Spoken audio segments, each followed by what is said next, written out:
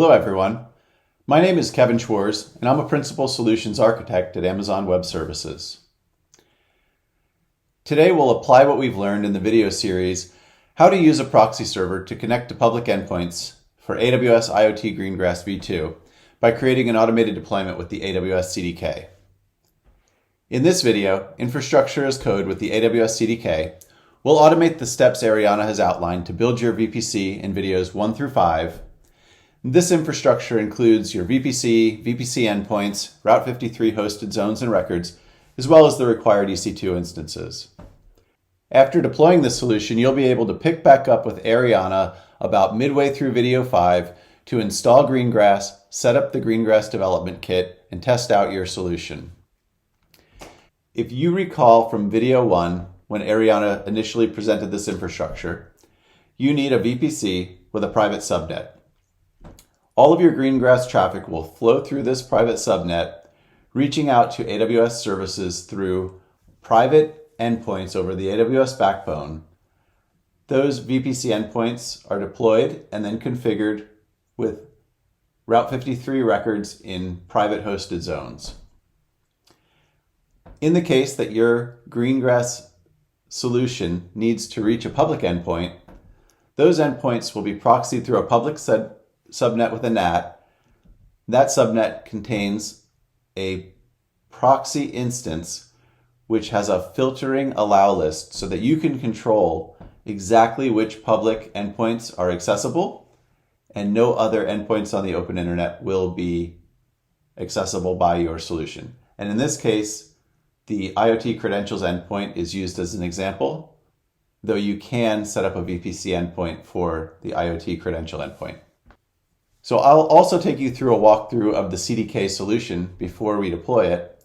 And if you're not familiar with the AWS CDK, it's the AWS Cloud Development Kit, which is an open source development kit that allows you to define AWS infrastructure in a common programming language. This example uses Python, but as you can see, Python, TypeScript, Java, .NET, and Go is in preview at the time of this video. So let's go ahead and build. To get that started, we're going to clone a sample of this repository from the AWS samples organization in GitHub.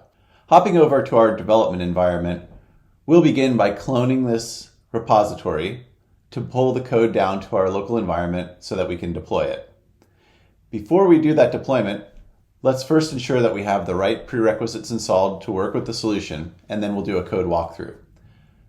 So as you can see here, you'll require Python 3, JQ, the AWS CLI, the AWS CDK CLI, and an AWS account with a principal configured for you to create the VPC, EC2, and Greengrass resources that you'll need in this infrastructure. This command will verify if you have all of these installed. I do. If you don't, you can use the public-facing pages for these tools to go ahead and get them installed. So here's mine, Python JQ, the CLI, the CDK, and a principal with access to create the resources that I need. Now with all my prerequisites met, I'm going to go ahead and clone the repository to my local machine. And with that in place, I'm going to hop over into my IDE for the rest of this demonstration.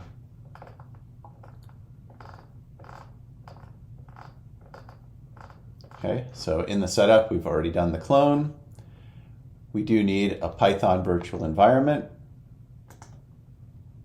So we'll set that up, and we need to install the Python dependencies that are defined in this requirements file.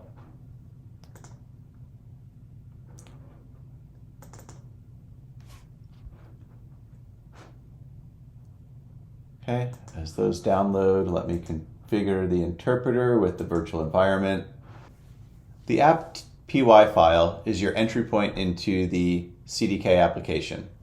When you run this app.py file, it will process a stack, which is synonymous to a CloudFormation stack, and install it. So we've got this Greengrass private network stack, and you can see in the app file, I've configured it with an environment, which includes these environment variables. We'll set those up in a moment. Provides a description, And let's go ahead and jump into the stack. So within this stack, you can see that we're setting up a VPC, very simple with the CDK.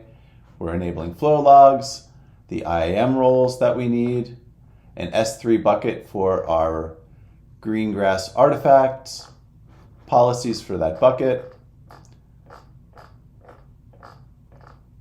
policies for our roles, and then we also set up the security groups, the ingress rules in those security groups, the VPC endpoints, and the EC2 instances that we need. So without draining this, you can look through it in your own time. You'll also notice these user data sections.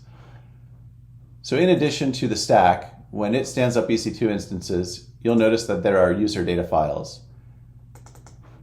The one named userdata.sh is for your Greengrass instance. It will install the library dependencies you need to pull down the Greengrass development kit. And the _proxy file configures TinyProxy, installs and configures TinyProxy, sets up the TinyProxy configuration file itself with the settings that you'll need, including access to your credentials endpoint. And finally, it sets up the filter file, and it sets up a log file, the correct permissions, and it starts the service. So that will all be automated for you by this solution. With our environment configured, and we understand the application, the stack, the user data scripts that will build our EC2 instances, let's go ahead and deploy our solution. The first thing we're going to need is to set up the environment variables that the CDK application will look for. And let's echo those and make sure they're set. So I do see my account. And I do see my region. From here, I'll bootstrap the CDK, which gives my region the permissions with the CDK to do the deployments that are required, and then it will go ahead and deploy the solution. You can watch the progress of these in your terminal. As well, you can hop over to your console, visit CloudFormation, and see them installing there as well. So I see the CDK toolkit installing, and once that's complete, the installation of this solution will begin. And now that we can see our bootstrapping is complete, the application deployment has begun.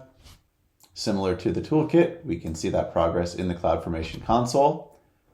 If you'd like to drill into that stack, you can actually watch the same progress you're seeing in your terminal in the events area as resources are created. And as those resources become available, you'll see them over here in the resources view.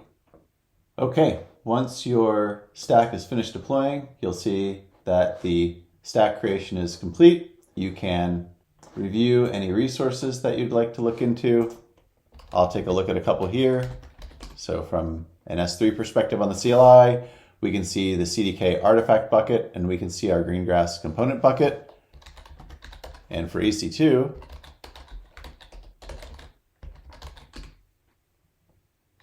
we can see that we have two instances.